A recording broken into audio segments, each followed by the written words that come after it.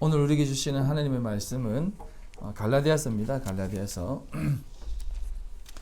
5장 1절로 15절까지 말씀입니다. 갈라디아서 5장 1절로 15절까지 말씀 함께 교독하도록 하겠습니다. 그리스도께서 우리를 자유롭게 하려고 자유를 주셨으니 그러므로 굳건하게 서서 다시는 종의 멍에를 매지 말라.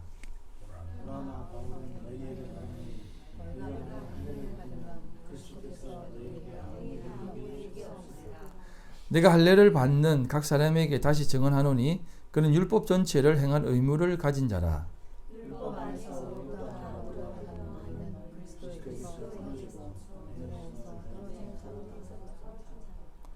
우리가 성령으로 믿음을 따라 의의 소망을 기다리노니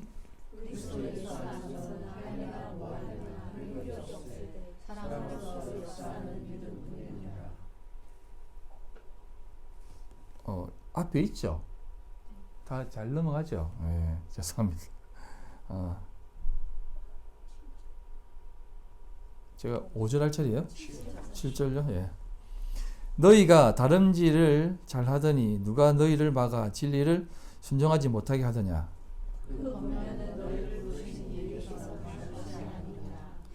적은 누룩이 온 덩이에 퍼지느니라.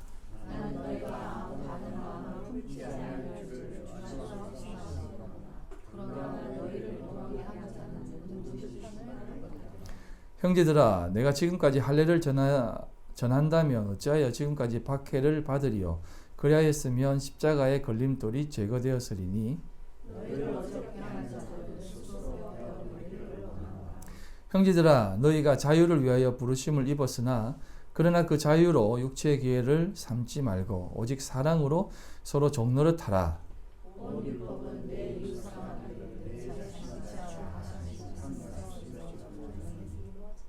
가지겠습니다. 만일 서로 물고 먹으면 피차 멸망할까 조심하라. 아멘. 오늘 읽은 말씀은 서두에 이렇게 시작을 합니다. 굳건하게 서서 다시는 종의 멍에를 매지 말라. 처음부터 종의 멍에를 매지 말라고 시작을 하는데 하지만 뒤에 가면 또 종노릇하라 라고 또 말씀을 합니다. 조금 생각해 봐야 하지만 성경은 언제나 우리를 종이라고 합니다. 이렇게 종노릇하라고 하는데 오늘 성경 서두에서 말하는 것처럼 종의 멍에를 매지 말라고 한다면 사실은 이게 조금 어폐가 있는 표현 아니겠습니까? 어떻게 종노릇하면서 종의 멍에를 질 수 없겠습니까? 그렇다면 이 종의 멍에를 매지 말라고 하는 이 말의 의미는 어떤 의미가 있겠습니까? 오늘 말씀도 단순히 종의 멍에를, 즉 이제는 자유자니까 율법에 매여 살지 말자, 율법은 못 지키니까 이러다가 죽는다라는 단순한 의미로 이 본문을 생각하면 안 될 줄 압니다. 그래서 결론부터 얘기하면 물론 지키면 안 된다는 것 맞습니다. 하지만 그렇게만 생각할 얘기가 아니다 이 말입니다. 율법은요, 기본적으로 하나님의 말씀이에요. 그럼 이 말씀이 적용되어지는 부분이 있다는 겁니다. 율법도 그만한 기능이 있고 분명히 우리의 삶에 적용되어지는 부분이 있다는 것이에요. 그래서 이 율법, 이 말씀을 살아 운동력에서 날선 검이 있다고 하지 않습니까? 그래서 이 말씀, 율법이야말로 우리를 사실상 낮고 천한 자리로 이끌어 갑니다. 우리를 이렇게 때로는 난도질을 해서 말입니다. 세상은 언제나 말씀을 담는 그릇으로 작용합니다. 솔직히 그 그릇은 깨지기 쉬운 존재로 존재한다는 것을 담고 있습니다. 깨지기 쉬운 존재가 세상이에요. 그게 그릇이거든요. 옛날 그 당시 그릇은 질그릇입니다. 그냥 툭 갖다 대면 충격 조금만 가면 깨지는 겁니다. 그런 존재로 세상을 두었습니다. 세상을 그릇, 다시 말해서 진리를 담는 그릇이라고 말을 하고 있어요. 그렇기 때문에 이 세상은 그렇게 깨지기 쉬운 그릇이다라고 하는 그 의미는 사실상 이 세상은 깨어지기 위해서 존재하는 어떤 그 공간이라는 겁니다. 이걸 좀 잘 들으셔야 돼요. 세상은 깨어지기 위해 존재한다는 겁니다. 이런 부분을 조금 한번 얘기해 볼까요?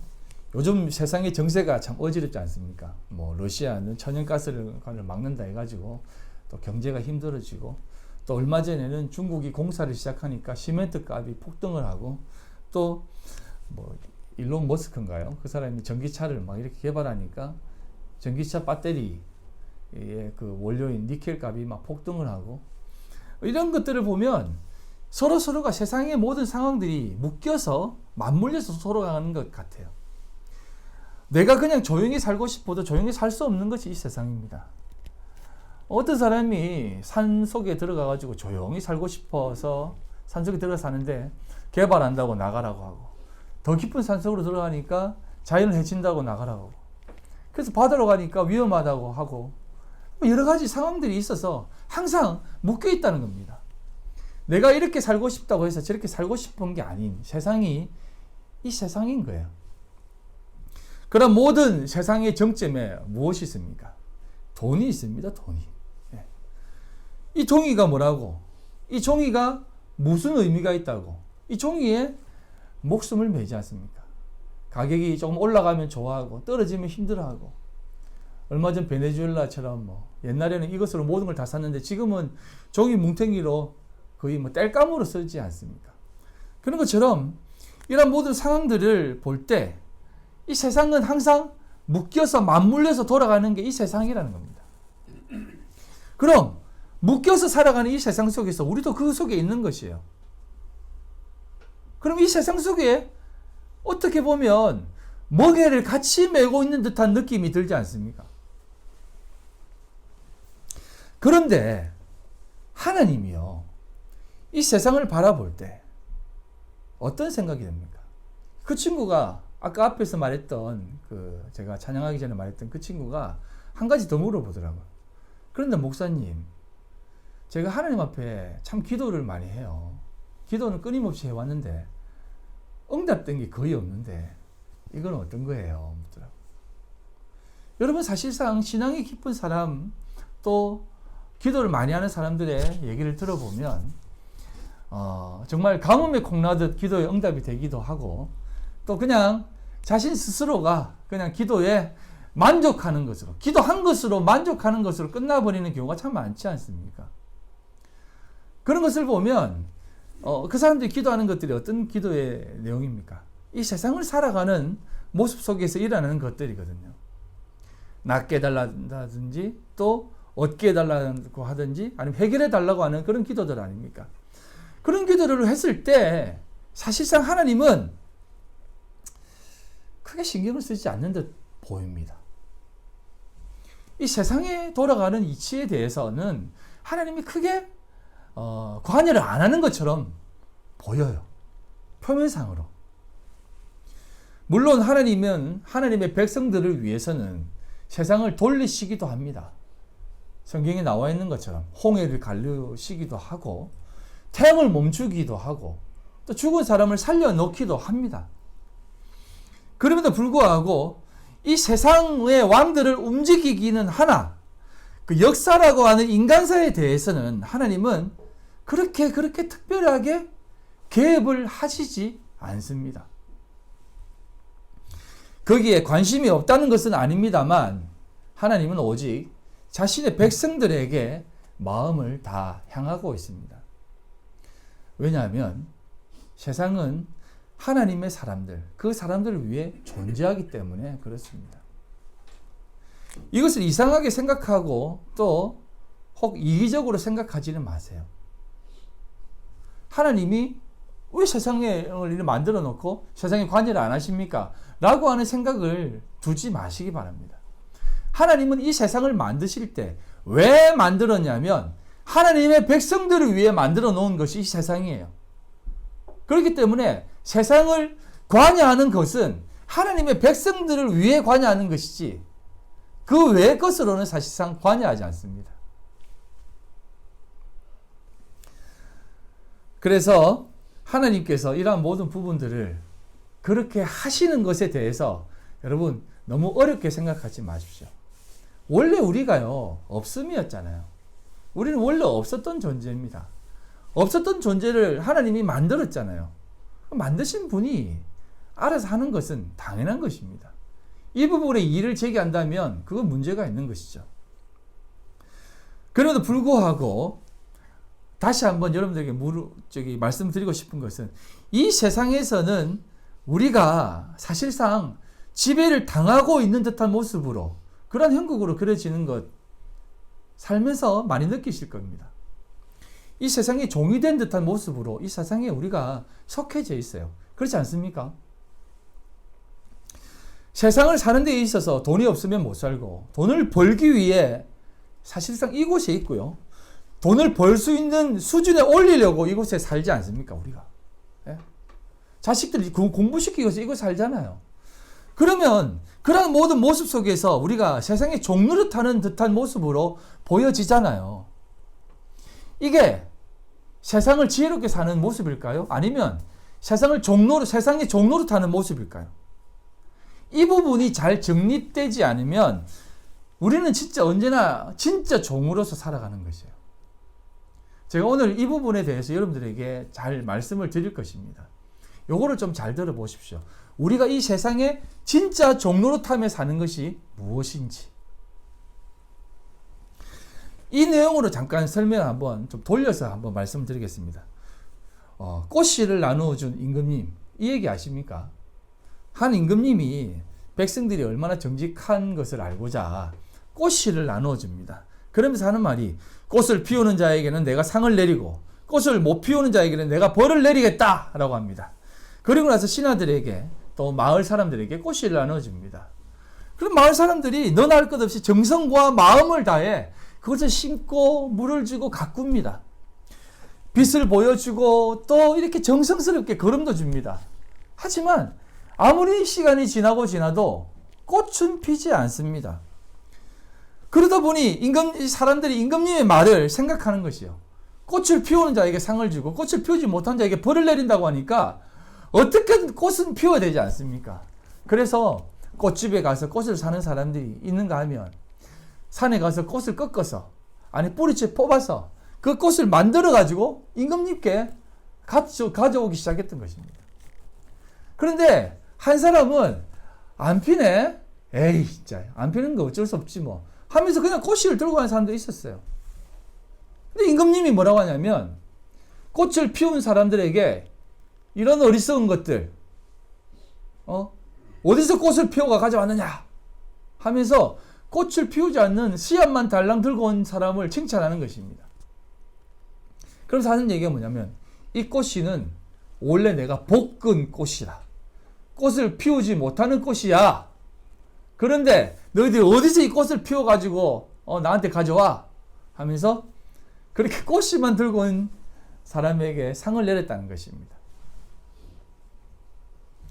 여러분 이 내용을 여러분 어떻게 들었습니까? 그리고 어떻게 들립니까? 이 내용을 제가 학생들에게 설명을 했어요. 이런 얘기를 하면서 두 주제로 이렇게 두 의견으로 이렇게 나누어서 이렇게 설명을 했어요. 한 의견은 임금님이 지혜롭다. 그리고 이 정직이라는 것이 무엇인지를 가리기 위해서는 이렇게 한 것이 임금님의 지혜다. 그리고 우리는 무조건 정직해야 된다. 그러니 이렇게 하는 것이 맞다. 하는 사람이 있는가 하면 또 다른 의견은 뭐냐면 이 임금님이 너무하지. 백성들이 임금님 말을 들을 수밖에 없지 않느냐. 꽃을 못 피우면 벌을 내린다고 했으니까 어떻게든 꽃을 피워서 가져갔다 바쳐야지. 벌 안 받으려면 심지어 상까지 받으려면 꽃을 피워가 가져가야지. 그래서 어떤 방법을 동원해서 꽃을 피웠어. 그러니까 이거는 괜찮은 거야. 임금님이 이상한 거야. 근데 많은 학생들이 두 번째 의견을 더 수긍했다니까요. 여러분들 어떻게 생각하십니까? 두 번째 의견이 더 맞는 것 같습니까? 만약에 하나님께서 우리 인간들에게 지킬 수 없는 율법을 주시면서 지키라고 던집니다. 그리고 이것을 잘 지키면 상을 내릴 것이다. 그리고 그것도 어떤 상을 내리냐면 영원한 천국의 삶을 주겠다라고 약속하셨습니다. 그래서 이들은 지켰습니다. 그랬더니 야, 그것으로는 하나님 나라에 들어갈 수 없어. 그것을 지킬 수 있다고 생각해. 못 지킨다고 해야 천국에 가는 거야 라고 하신다면 여러분은 어떻게 반응할 것입니까? 그리고 실컷 지키려고 애를 쓰고 바둥대고 노력하고 본물입쳤던 사람들에게 나중에 안 되는 거에서 라고 한다면 여러분들은 어떻게 반응할까요? 열받지 않습니까? 때로는 분노도 일어나고 뭡니까 하나님?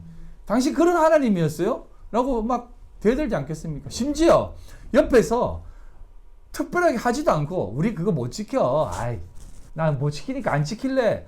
하면서 그냥 보기에 대충 살다가 다 같이 갔는데 그 사람한테 상을 줘버리는 겁니다. 네가 그거 알았어? 그거 알았으면 됐어. 너는 천국행이야. 이렇게 한다면 얼마나 더 열받습니까?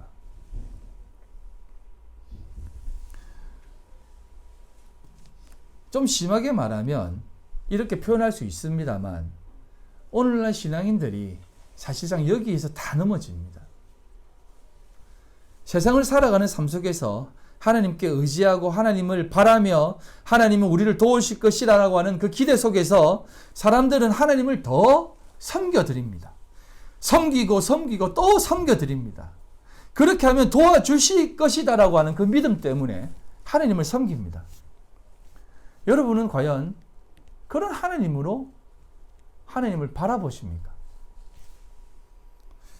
제가 지금 두 가지를 설명했습니다. 첫 번째는 종의 멍에를 매지 말라는 의미가 무엇인지, 세상 속에서 어떠한 삶이 멍에를 지지 않는 삶인지, 단순히 세상의 노예처럼 살아가는 것이 종의 멍에를 지는 것인지, 아니면 세상 속에 속해 살아가는 삶 안에서 그것들의 지배를 받지 않으려고 몸부림치는 것이 종의 멍에인지, 요거에 대해서 제가 잠깐 설명을 드렸습니다. 그리고 두 번째는 그렇다면 그 모든 삶을 우리에게 어떻게 그리고 어떤 형국으로 하나님은 우리에게 베풀어 놓으셨는지 이 두 가지를 제가 여러분들에게 설명을 드렸습니다.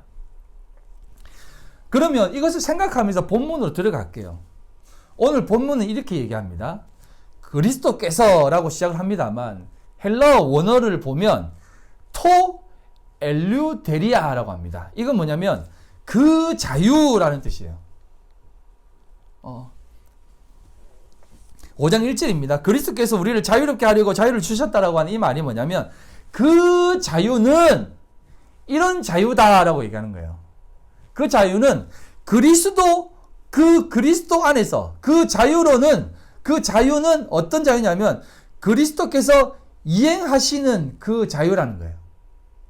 즉 그리스도로 인해서 허락되어지는 자유라는 겁니다.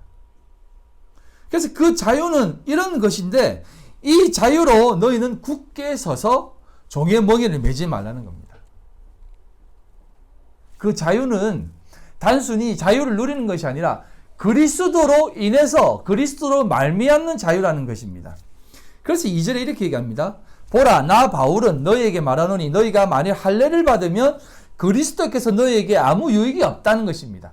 할례를 받으면 그리스도께서 너희에게 아무 유익이 없다는 것입니다. 즉 너희들이 그런 것들로 할례로 인한 자유를 추구한다면 그리스도께서 주시는 그 자유, 그리스도로 인해 되어지는 그 자유는 유익이 없다는 것이에요. 즉 무익한 것이다라는 겁니다. 이 말이 뭐냐면 조금 설명을 드리면 성도가 그 할례, 성도들이 받는 그 할례는요, 좀 중요한 부분인데 할례는 표피를 잘라내는 거잖아요. 성기의 표피를. 그건 선민사상이다라고 하는 특별한 의식이에요. 이건 나는 하나님의 백성이다라고 하는 선언인 것입니다. 할례를 통해서 나는 하나님의 백성이 되는 것이에요. 그런데 이런 행위로 너희들이 하나님의 자녀다라고 하는 확인을 한다면 그건 그리스도로 인해서 오는 자유가 아니다라는 겁니다. 앞에서 말했던 지킬 수 없는 것으로 시작하겠다라고 하는 의미와 동일한 것이라는 거예요. 자, 조금 쭉 설명을 드리겠습니다. 할례는 뭐냐면 서약 같은 겁니다. 내가 하나님 앞에 이 서약, 신실한 서약을 지켜서 나가겠다는 것인데 지금도 유대 땅에는 이것이 이루어지고 있어요. 어떤 의미냐면 할례를 행하는 행위가 약간 그 성인식처럼 행해지는데 할례를 행한다 하면 주변에 있는 사람들을 막 초청을 해요. 그래서 사람들이 앞에서 이제 서 있습니다. 경건하게. 그리고 하루 전날은 사탄을 쫓는 행위까지 합니다. 그리고 할례에 사탄이 들어오지 못하게. 그래서 할례를 딱 들어갑니다. 모헬이라고 하는 사람이 할례를 행하는데요. 그 사람이 전문 할례 의식자입니다. 그 사람이 할례를 행하는데 이 표피를 제거하고 피를 한 방울 딱 떨어뜨려요. 그러면 이제 모든 생명은 피에 있다라고 하는 의식을 얘기하는 겁니다. 그래서 피를 한 방울 떨어뜨리고 이 모헬이라는 사람이 이 포도주 잔에 포도주를 따릅니다. 그리고 그 의식을 이렇게 딱 의식을 행하고 마십니다. 그러면 할례가 의식이 다 끝난 것이에요. 그러면 이제 밖에 있던 사람들이 들어와서 그 사람 할례를 받은 이 아이나 뭐 사람에게 이렇게 덕담도 하고 뭐 하나님이 함께 하실 것이다. 이제 훌륭한 청년이 될 것이다. 훌륭한 가정을 이루어 나갈 것이다. 뭐 이런 얘기를 해요. 그러면서 이제 너는 이제 진짜 하나님의 사람이 되었다라고 하는 얘기를 선언합니다. 이게 할례의 의식의 어떤 의미예요. 그런데 이 할례가 지금도 행해지는 것처럼 이 초대교회 때도 이 할례 의식을 행하는 것입니다. 여러분, 이 할례 의식이 뭐 생각보다 괜찮은 모습 아닙니까? 그런데 이 할례를 행하면서 너희들이 행하는 그런 모든 마음과 결심들의 의미가 무엇인지도 모르면서 이 할례를 행한다면 그것은 그 할례로 인해서 너희들이 진짜 종의 멍에를 매는 자라는 겁니다. 할례를 받으면 그리스도는 무익하게 되어버리는 것이에요. 우리에게 있어서 그리스도는 모든 것 되시지 않습니까? 그리스도가 없으면 아무것도 아니잖아요. 그런데 이 할례를 통해서 할례를 받으면 그리스도가 무익하다고 하는 것은 뭐냐면 이 할례는 그리스도를 나타내는 것이기 때문에 그런 것이에요. 그래서 이 내용에 대해서 그 출애굽 당시에 행했던 모세 사건을 보면 이 할례의 의미가 무엇인지를 더욱더 우리에게 명확하게 가르쳐 주는데요. 출애굽기 4장 23절로 26절입니다. 모세가 하나님의 명을 받고 이스라엘 백성들에게 향합니다. 안 가겠다고 버팅기던 모세를 하나님이 억지로 이렇게 불러서 소명을 주어서 가게 합니다. 그래서 힘들게 결심을 합니다. 알겠습니다. 갈게요. 내가 갈게요. 하고 가는 중에 이 사건이 터지는 겁니다. 23절 26절 내가 내게 이르기를 내 아들을 보내주어 나를 섬기게 하라 하여도 내가 보내주기를 거절하니 내가 내 아들 내 장자를 죽이리라 하셨다 하라 하시니라. 즉 그 모세가 바로에게 이렇게 선포할 때 그들은 너를 안 보내줄 것이다. 그러니까 바로의 자식들을 다 쳐버릴 것이다. 그러니까 그렇게까지 한다라고 얘기해라. 라고 하면서 이제 알겠습니다 하고 모세가 이제 가는 겁니다. 모세가 길을 가다가 숙소에 있을 때에 여호와께서 그를 만나 그를 죽이려 하신지라. 십부라가 돌칼을 가져다가 그의 아들의 표피를 베어 그의 발에 갖다 대며 이르되 당신은 참으로 내게 피난편이로다 하니 여호와께서 그를 놓아 주시니라. 그때의 십부라가 피난편이라 함은 할례 때문이었더라 라고 합니다. 모세를 그렇게 세워서 가게 했을 때 알겠습니다. 내가 갈게요. 해서 딱 가는 중에 이 사건이 터진 겁니다.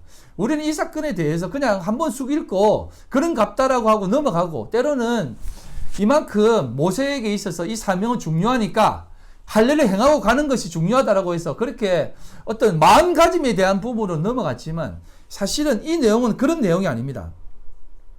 모세에게 할례를 한 것이 아니라 그 아들에게 할례를 행하여서 그 남편의 발 앞에 던집니다. 그래서 피남편, 이걸 이제 원어로 말하면 담 하탄이에요. 담이 피고요. 하탄이 남편인데요. 그리고 그 할례 때문이다라고 말합니다. 이 할례가 어떤 그 단어냐면 히브리어로 물라입니다. 물이에요. 이건 이제 단어 하나를 풀이하면 맴, 와우, 라멕입니다. 맴이 뭐예요? 미음자라고 했잖아요. 맴은 진리를 뜻합니다. 와우는 이제 넘겨준다는 뜻이에요. 건네준다는 뜻이에요.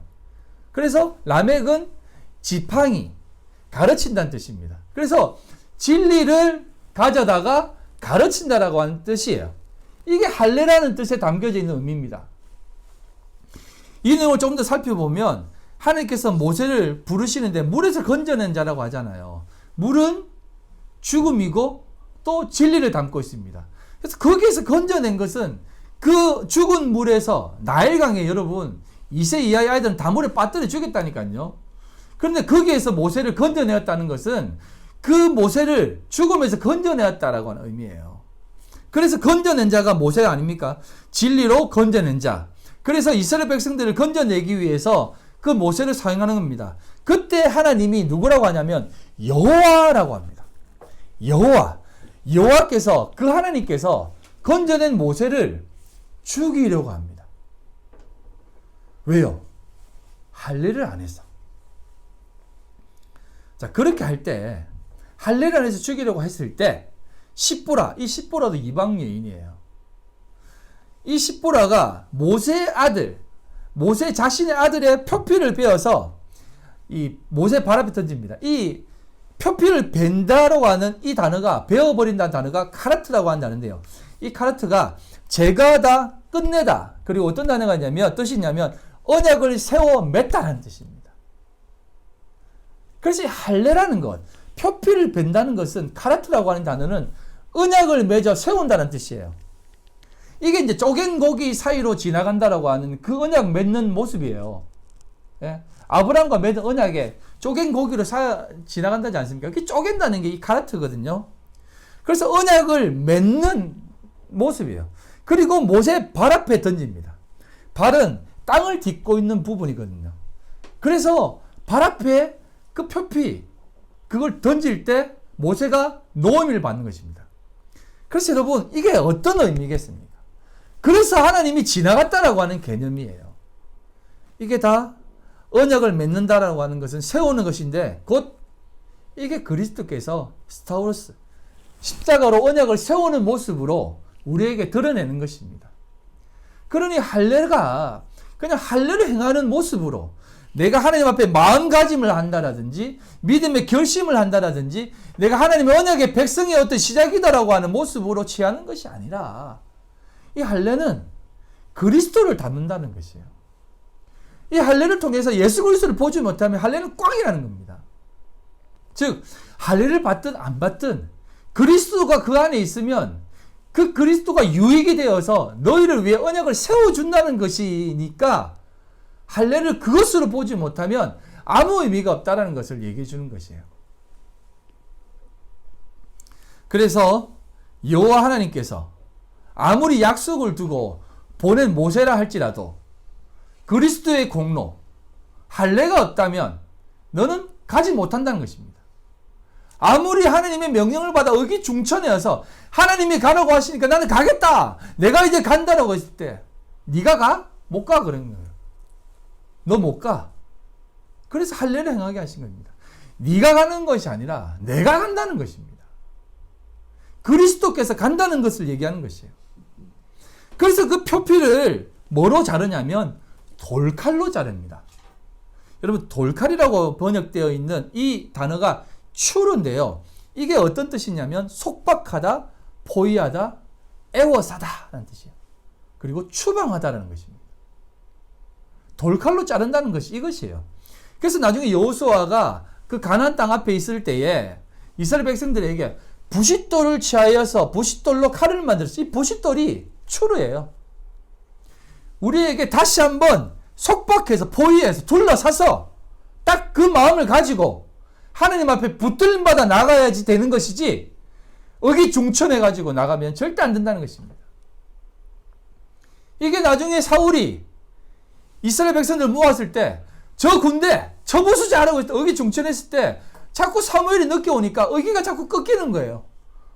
꺾이니까 더 꺾이지 않게 하기 위해서 자기가 제물 드려가지고 제사 드려가지고 가가지고 전쟁에 나가가 이기잖아요. 그래서 사무엘이 돌아와서 뭐라고 합니까? 이게 뭐하는 짓입니까? 제사 드리는 게 그래 중요해요? 순종이 더 중요하죠. 순종이 뭡니까? 하나님이 내 자신을 온전히 주장하는 것 아닙니까? 내가 하나도 없다라는 뜻이 아닙니까? 내가 무가 되는 게 순종 아니에요. 그래서 이 할례를 행하게 하는 것입니다. 네 공로는 하나도 없으니까 오직 그리스도의 공로로 들어가라 라고 하는 것이에요. 이게 할례인 것입니다. 그래서 이 할례를 이 갈라디아 사람들에게 이 얘기를 하는 것입니다. 너희들이 이 할례를 어떤 모습으로 보았느냐? 애굽으로 들어가는 입장권? 천국으로 들어가는 입장권 정도로 생각하느냐? 아니다. 그런 것이 아니다라. 오직 그리스도로만 되어지는 것이다 라는 것을 얘기해 주는 것이에요. 그래서 5장 6절 갈라디아서 5장 6절 그리스도 예수 안에서는 할례나 무할례나 효력이 없으되 사랑으로서 역사하는 믿음뿐이다 라고 얘기하는 것이에요. 그리스도 안에 있지도 않으면서 할례, 무할례 이건 얘기하지 말라는 것입니다. 오직 그리스도 안에서 할례든 무할례든 아무 효력이 없다. 오직 그리스도 안에서 사랑으로서 역사하는 믿음뿐이다라고 얘기하는 것이에요. 자, 그렇다면 오늘 우리가 고민했던 것을 다시 한번 이야기해 보겠습니다. 이 세상을 바라볼 때, 이 세상을 살아갈 때 우리는 어떤 마음으로 바라보아야 되고 어떠한 모습으로 살아가야 되겠습니까? 하나님은 이 세상을 우리에게 주시면서 이 세상을 잘 살아가라라고 말씀하셨지만 이 세상을 잘 살아갈 수 있는 존재로 우리를 만들었습니까? 아니요. 이 세상을 잘 살아갈 수 있는 모습으로 만들지 않았어요. 그럼에도 불구하고 우리에게 이 세상을 잘 살아가라고 했습니다. 그리고 또 이 세상을 우리가 잘 살아간다라고 해서 이 세상이 잘 된다라고 성경은 얘기하고 있습니까? 이 말을 좀 잘 들어주시기 바랍니다. 우리가 이 세상을 잘 살아간다고 해서 이 세상이 잘 된다라고 성경은 얘기하고 있습니까? 아니요. 성경은 그렇게 가르쳐주고 있지 않습니다. 아무리 우리가 이 세상을 향해 물을 주고 노력을 해도 이 세상은 절대 꽃을 피우지 않습니다. 어떤 외신 기자가 1970년대에 와서 우리나라를 바라보면서 이 땅에 민주주의라는 꽃을 피우기가 황무지에 꽃을 피우는 것보다 힘들 것 같다라고 말했지 않습니까? 그럼에도 불구하고 많은 사람들이 우리나라의 민주주의가 뿌리 내렸다고 하지 않습니까? 근데 제가 보기에는 우리나라의 민주주의는 민주주의가 아니에요. 꽝이에요, 꽝. 결코 오지 않은 것 같습니다. 사람들이 꿈꾸는 그런 민주주의는 절대 오지도 않습니다. 왜냐하면 그 사람 자체가 오만하고 자기중심적이고 자기들만의 이익을 하고 있기 때문에 그렇습니다. 그런 사람들이 모여가지고 진영을 키우고 그 진영에 힘이 생기면 그 힘이 곧 힘이 되고 그 힘으로 밀어붙이는 것이 다수의 의견으로 밀어붙이는 것이 민주주의의 모습인데 그게 민주주의라면 다수의 힘이 소수를 먹어버리는 것이 민주주의라면 그게 지금 1970년대나 오늘 1922년대나 뭐가 다를 게 있습니까? 모양만 조금 바뀐 것이지 똑같습니다. 할래나 무할래나 똑같은 것처럼 말입니다. 그럼 이 세상을 바라보면서 우리는 어떤 마음을 가지고 살아가야 할까요? 그리스도 안에서 사랑으로서 역사하는 믿음을 가지고 살아가야 한다 이 말입니다. 그리스도 안에서 라는 말을 제가 지난주부터 계속해서 얘기하고 있는데요. 왜냐하면 테텔레스타이 다 이루었다라고 하는 이 말이 제가 창세기 2장 1절에 나와 있는 것처럼 천지와 만물이 다 이루어지니라라고 하는 그 말씀에 예수님의 성취라는 것입니다. 천지 만물을 다 이루었다라고 하는 것을 우리는 좀 깊이 있게 생각해야 돼요. 이 말이 이 세상의 모든 것이 그리스도 안에서 다 이해되고 통하고 그 가운데 있지 않으면 꽝이고 그 안에 있으면 모든 것이 합력하여 선을 이룰 수 있다는 것입니다. 로마서 8장 28절입니다. 우리가 알거니와 하나님을 사랑하는 자, 곧 그 뜻대로 부르심을 입은 자들에게는 모든 것이 합력하여 선을 이룬다는 것입니다. 하나님의 뜻대로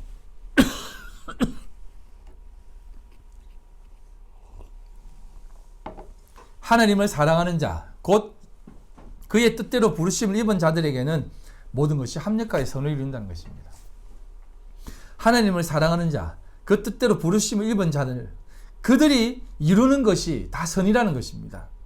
이게 사랑으로 역사하는 믿음이라 이 말이에요. 그럼 우리에게 주어진 이 세상은 무엇으로 바라보아야 되고 어떻게 생각해야 됩니까? 주님께서 완성해 놓으신 세상이에요. 다 완성해 놓고 우리들에게 펼쳐 놓으신 세상입니다. 이런 세상을 우리가 어떻게 살아가야 할까? 가꾸며 살아가야 할까? 바꾸며 살아가야 될까? 변화시키며 살아가야 될까? 라고 하는 생각으로 살아가야 된다고 생각합니까? 주님이 다 이루어 놓으셨는데? 아니다 이 말이에요.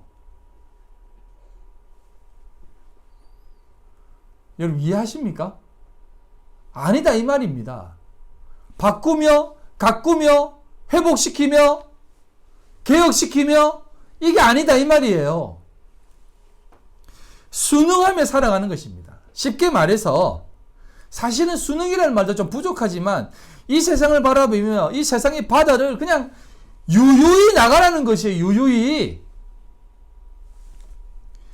이번에 장기하 씨가 또 독특한 노래를 냈더라고요. 가사를 보면 이런 가사인데, 야 너네 자랑하고 싶으면 얼마든지 해. 난 괜찮아. 왜냐하면 나는 부럽지가 않아. 한 개도 부럽지가 않아. 너네 자랑하고 싶은 거 있으면 얼마든지 해. 뭐 이렇게 하는 거야. 이상한 랩이에요. 근데 이런 가사가 있는데, 너네 자랑하고 싶은 거 있으면 얼마든지 해. 난 괜찮아. 왜냐하면 나는 부럽지가 않아. 전혀 부럽지가 않아. 네가 가진 게 많겠니? 내가 가진 게 많겠니? 난 잘 모르겠지만 한번 우리가 이렇게 한번 머리를 맞대고 생각해 보자. 너에게 10만 원이 있고 나에게 100만 원이 있어. 그러면 상당히 너는 내가 부럽겠지. 짜증나겠지. 근데 입장을 한번 바꿔서 우리가 생각을 해보자. 나는 과연 네 덕분에 행복할까? 내가 더 많이 가져서 만족할까? 아니지. 세상에는 1000만 원을 가진 놈도 있지. 난 그 놈을 부러워하는 거야. 짜증나는 거야. 누가 더 짜증날까? 널까 날까? 몰라. 나는 근데 세상에는 말이야. 부러움이란 거를 모르는 놈도 있거든. 그게 누구냐면 바로 나야. 너네 자랑하고 싶은 거 있으면 얼마든지 해. 난 괜찮아. 왜냐하면 난 부럽지가 않아. 한 개도 부럽지가 않아. 뭐 이렇게 하는 노래인데 참 독특한 친구예요. 한번 들어보세요. 뚱띵띵띵 뚱띵띵띵 하면서 난 부럽지 않아. 이러면서 왜 이렇게 해요? 내가 또 이상한 랩을 하는데, 여러분 이 가사가 다 담는 것은 아니지만 수긍한다는 것을 어느 정도의 수준으로 우리에게 또 가르쳐주고 있는 부분이 있어서 여러분들에게 소개를 했습니다. 하나님은 이 세상을 우리에게 쫙 펼쳐 놓으시고 우리에게 살게 하셨습니다. 그렇잖아요. 우리가 태어난 게, 우리 스스로 태어난 게 있습니까? 부모님이 뭐 실수해서 우리가 태어났습니까? 아니잖아요. 하나님이 우리를 태어나게 하셔서 오늘 이 2020년대를 살게 하시고 한국 땅에 태어났는데 또 중국에서 살게 하시는 그 모든 것은 하나님이 이 세상에 우리를 그렇게 살게 하신 거잖아요. 태어나게 하신 거잖아요. 그렇다면 이 세상을 허락한 분도 하나님이시고 또 하나님이 우리에게 그렇게 살게 하시는 모든 방향도 하나님이시다 이 말입니다. 때로는 감사하게 하고 때로는 힘들게 하기도 하고 때로는 이 세상을 살면서 참 살기 더럽다라고 하는 마음도 가지게 하고 또 때로는 우리의 마음에 정말 속이 터질 것 같은 그런 상황도 우리에게 있지만 그 모든 것들이 하나님이 우리에게 펼쳐 놓으셔서 그 가운데 살아가라 라고 하신 겁니다. 그것도 어떻게 살아가라? 참되게 살아가라라고 했어요. 참되게. 아무렇지도 않게 사는 것이 아니라 참되게 살라고 했던 것입니다. 자, 왜냐하면 하나님이 이 부분부터 이제 더 잘 들으세요. 하나님이 먼저 그렇게 하셨기 때문에 그렇습니다. 요한복음 3장 16절로 18절입니다. 하나님이 세상을 이처럼 사랑하사 독생자를 주셨으니 이는 그를 믿는 자마다 멸망하지 않고 영생을 얻게 하려 하심이라. 하나님이 하나님의 자식, 아들인 하나님의 아들인 예수를 이 세상에 그렇게 심어 놓으셨어요. 우리를 그렇게 보내시듯 멸망치 않고 영생을 얻게 하려 하심이라. 하나님이 그 아들을 세상에 보내신 것은 세상을 심판하려 하심이 아니요 그로 말미암아 세상이 구원을 받게 하려 하심이라. 그를 믿는 자는 심판을 받지 아니하는 것이요 믿지 아니하는 자는 하나님의 독생자 이름을 믿지 아니함으로 벌써 심판을 받은 것이니라. 자, 한번 보십시오. 하나님이 이 세상을 사랑하셔서 독생자를 먼저 보내셨습니다. 이거 조금 다르게 표현하겠습니다. 하나님이 이 세상을 사랑하사 손목사를 보냈다. 하나님이 이 세상을 사랑하사 배집사님을 보냈다. 하나님이 이 세상을 사랑하사 권사님을, 우리 김수영 집사님을 이 세상에 보냈다. 이렇게 하는 겁니다. 그 이유는 이 세상을 심판, 즉 판단하거나 정죄하거나 둘로 나누려고 하는 것이 아니다. 우리로 말미암아 세상이 구원을 받게 하심이다라고 하는 겁니다. 하지만 그 상황을 받아들이지 않고 믿지 않는 자는 하나님과 예수 그리스도 이름을 믿지 않은 것이니 벌써 심판을 받은 것이다 라고 얘기합니다. 즉, 이 심판이 뭐라고요? 이게 바로 종의 멍에를 메고 살아간다는 것입니다. 심판을 받는다는 것이 뭐예요? 너는 종이야. 너는 종의 멍에를 맨 자야 라고 하는 것입니다. 하지만 우리는 심판을 받지 않고 심판을 하는 것이 아니라는 것입니다. 심판을 하지 않는다는 것이 뭐예요? 심판이라는 것은 여러분 벌을 내리는 것이 아니라 판결 내리는 것이거든요. 정죄하는 것, 이건 나쁜 것, 이건 악한 것, 둘로 갈르는 것이 아니다라는 것이에요. 이걸 위해서 세상에 온 것이 아니다는 것입니다. 구원하기 위해서 왔다는 것입니다. 그래서 하나님이 먼저 우리를 사랑하셔서 하나님 자신이 이 땅에 오셔서 살아가셨습니다. 그 살아가는 모습 속에 어떤 모습을 우리에게 보이셨습니까? 세상 속에 어떻게 하시냐면 가해사의 것은 가해사의 거고 하나님의 것은 하나님의 거야.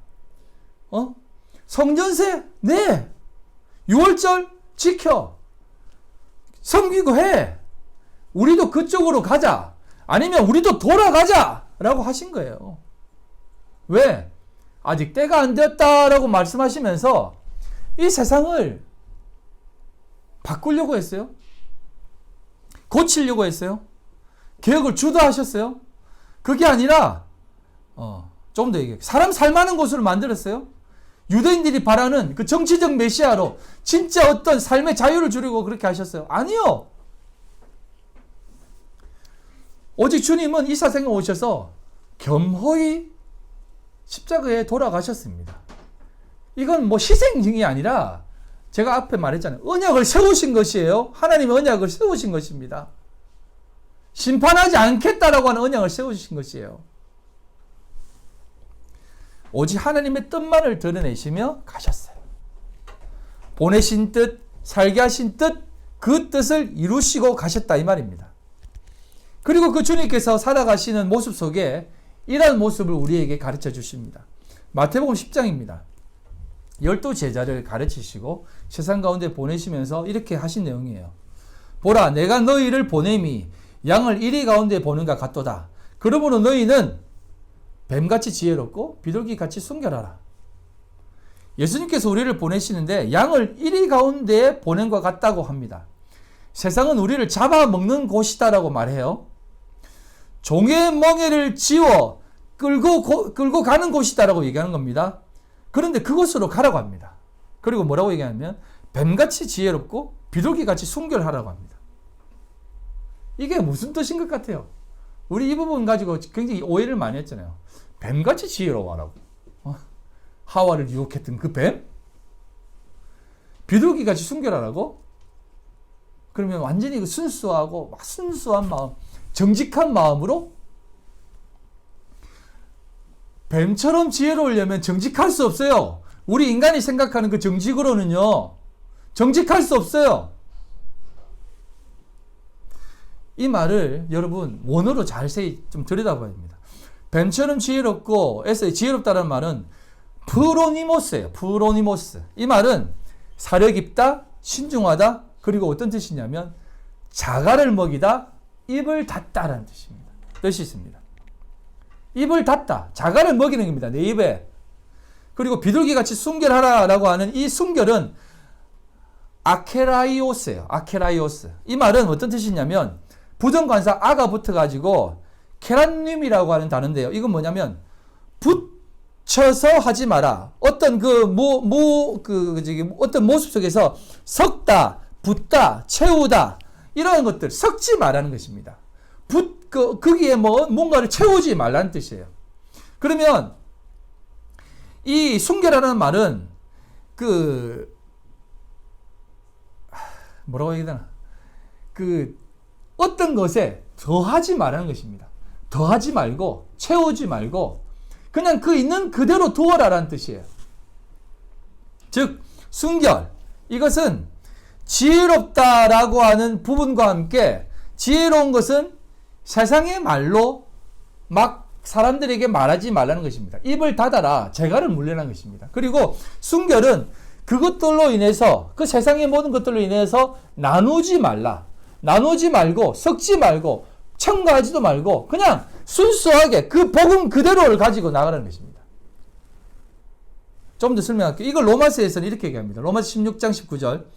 선한 데는 지혜롭고 악한 데는 미련하라 라고 얘기합니다. 이게 뭐냐면 선한 데는 지혜롭고 악한 데는 미련하라고 하는 이 말이 아카라이오스입니다. 즉 비둘기같이 순결하라고 하는 말이 악한 데는 미련하라고 하는 뜻이에요. 비둘기같이 순결한 것이 미련한 모습으로 같이 연결해서 쓰는 단어라니까요. 이 말이 무슨 뜻이겠습니까? 이 세상을 사는 지혜 가운데에 우리가 사는 이 이리가 득실하는 가득한 세상을 사는 데 있어서 이 세상 가운데 보낼 때 참된 지혜는 무엇이냐면 입을 닫고, 참된 순결은 뭐냐면 미련한 것이다. 거기에 세상의 지혜, 내가 하나님 앞에 믿음을 살아가는 데 있어서 세상의 지혜를 더 보태서 섞지 말고 채우지 말고 살아가라는 것입니다. 즉 입을 닫고 채우지도 말고 그냥 이 세상에 순응하며 하나님의 뜻을 구하며 살라는 것이에요.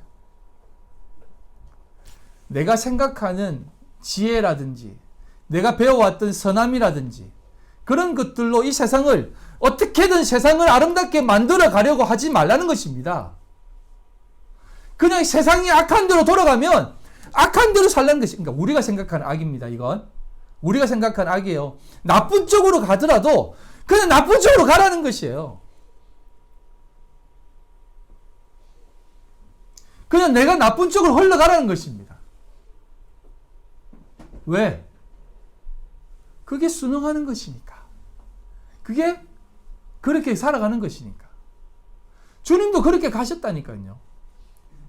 이리가 득실되는 세상에 우리가 양처럼 간다니까요. 그럼 양은 이리가 우리를 잡아먹어버리죠.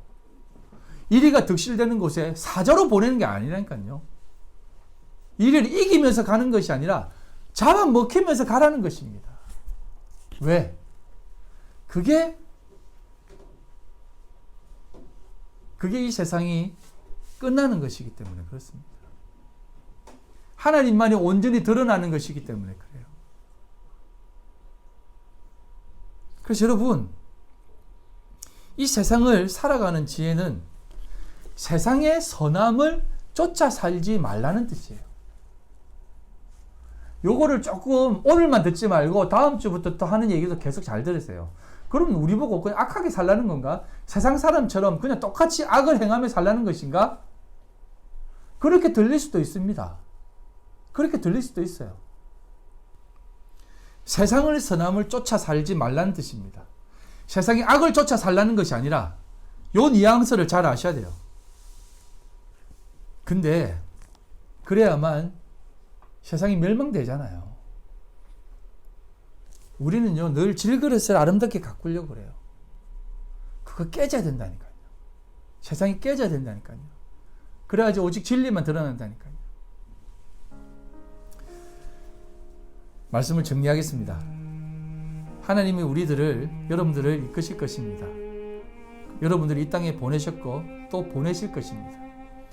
거기에서 어떤 표징이나 할례와 같은 것들을 동원해서 이 세상을 살아가지 말라고 하십니다.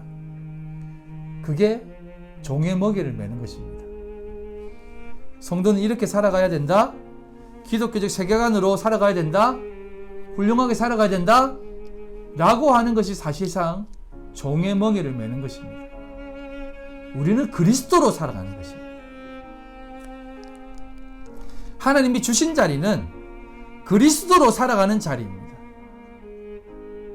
그리스도는 이 땅에 오셔서 죄인 중에 괴수로 취급받아 십자가에 못 박혀 죽으셨습니다.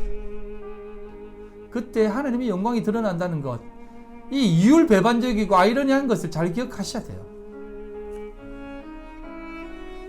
저는 성경을 보면서 이러한 내용을 참 발견할 때 내 마음이 한없이 무너지는 것을 느낍니다. 다윗의 참된 모습은 광야에서 양들을 지키며 사자와 고물대를 잡는 모습들이 아닙니다. 골리앗을 쓰러뜨리는 모습, 그 모든 것들을 승리해서 승승장구의 모습으로 오는 모습도 아닙니다. 예루살렘으로 입성하는 사울은 천천히요 다윗은 만만이라고 하는 그 소리가 울려 퍼지는 그 자리에서 다윗의 참된 모습은 드러나지 않습니다. 오직 다윗의 참된 모습은 바세바를 범하고 자신의 충신인 우리아를 교살하며 그 모습 속에서 나단 선지자가 왔을 때 네가 그런 사람이다라고 했을 때 다윗은 밤마다 눈물로 그 침상을 적시는 그 모습 속에서 우슬초로 나를 깨끗게 해주십시오. 그때 내가 정합니다라고 했던 그 고백 속에서 참된 다윗의 모습이 드러난다는 것입니다. 그 앞의 모습은 하나님은 드러나지 않고 다윗의 모습은 많이 두드러집니다. 하지만 그 밤마다 침상을 적시는 그 눈물의 기도 속에서 하나님의 모습은 더 드러난다는 것입니다. 여러분이 세상 속에서 무엇을 하며 살기를 원하십니까? 왜 하나님이 이 세상을 멸망시키지 않고 참고 또 참고 계십니까? 그냥 기본적으로 생각해 보세요. 우리가 생각해도 이 세상은 악하지 않습니까? 그럼에도 불구하고 하나님은 심판을 하지 않아요. 누가 봐도 악한 지도자고 누가 봐도 이건 말도 안 되는 세상의 진짜 독재자인데 이걸 왜 바꾸시지 않습니까? 라고 함에도 불구하고 하나님은 바꾸시지 않습니다. 왜요? 우리 때문에 그렇다니까요. 이 세상 속에서 너도 저 독재자와 다를 게 없고 이 악한 세상 속에 너도 그들과 다를 게 하나도 없다는 것을 좀 느끼며 살라는 것입니다. 꽃을 피우려고 애를 쓰고 좋은 것을 들여서 애를 써서 하나님 앞에 이렇게 하면 해주는 겁니까? 라고 하는 삶으로 사는 것이 아니라 하나님 우리는 아무리 해도 꽃을 피울 수 없네요. 하나님의 뜻을 아무리 이행하려고 해도 할 수 없네요 라고 하는 그 자리로 가야만 여러분 참된 하나님의 사람들이다 이 말이에요.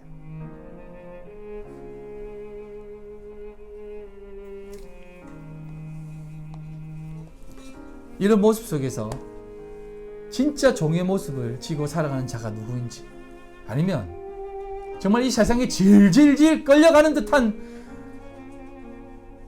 털 깎는 자 앞에서 잠잠한 재물이 되기 위해 그들 앞에서 피를 흘리고 있는 그 어린 양과 같은 모습이 진짜 종의 멍에를 매지 않는 것인지 여러분 생각해 보시라 이 말입니다. 그 사실을 안다면 우리는 이 세상에 끌려가는 것이 맞습니다. 그게 종의 멍에를 진짜 종의 멍에를 안 지는 것이고 진짜 자유자의 모습으로 살아가는 것입니다. 그리고 심지어 세상에 끌려가 잘 살고 많이 모으고 더 건강하고 더 멋지고 예쁜 사람들을 바라보면서 나도 그래야 되는데 라고 하는 것이 아니라 그들이 진짜 종의 멍에를 메고 살아가는 사람들이고 그들이 정말 어리석은 사람들이라고 생각하며 부럽지 않아 라고 말할 수 있는 그런 사람이 되어야 된다 이 말입니다. 그 자가 진짜 자유자라는 것이죠. 사랑하는 성도 여러분, 세상은 여러분들을 계속해서 끌고 갈 것입니다. 하지만 그 자리가 참된 자유의 자리라는 것을 기억하고 오늘도 세상이 끌려가는 데에 겸손히 가십시오. 걸어가십시오. 향하십시오. 하나님은 여러분들을 가장 귀하고 복되게 이끌어 가실 것입니다. 기도하겠습니다. 하나님, 오늘도 우리를 이 땅 가운데에 피울 수 없는 꽃이로 이 땅에 던져주셨습니다. 그럼에도 불구하고 우리는 수만 가지의 방법을 동원하여서 그 꽃을 틔우려고 합니다. 하나님, 안 된다는 것 꼭 기억하고 오직 하나님 의지하며 하나님만이 꽃을 피울 수 있다는 것, 그 참된 꽃을 이 광야에, 이 황무지에, 이 메마른 땅에 강을 만드시고 사막에 꽃을 심으신다는 것을 꼭 기억하고 오늘도 하나님만 의지하며 나아가는 저희들 다 되게 하여 주시옵소서. 하나님, 오늘도 주님 앞에 나올 때에 빈손 들고 나오지 않고 오롯이 하나님만을 생각하며 겸손히 귀한 물질 드립니다. 하나님 받아주십시오. 하나님 받아주셔서 이 물질 하나님 앞에 귀하게 드러날 수 있도록 도와주시고 온전히 하나님 영광만 나타나게 하여 주시옵소서. 드린 손길을 기억해 주시고 하나님의 놀라운 은혜로 가득 채워 주시옵소서. 하나님 기뻐 받아 주시옵소서. 지금은 우리 예수 그리스도의 그 크신 은혜와 아버지 하나님의 극진하신 사랑하심과 성령님의 교통인도 역사 충만하심이 오늘 살아가는 우리 모든 성도들 머리에와 그들의 가정과 직장과 사업과 삶의 모든 터전 위에 지금으로부터 영원토록 함께 있을지어다. 아멘.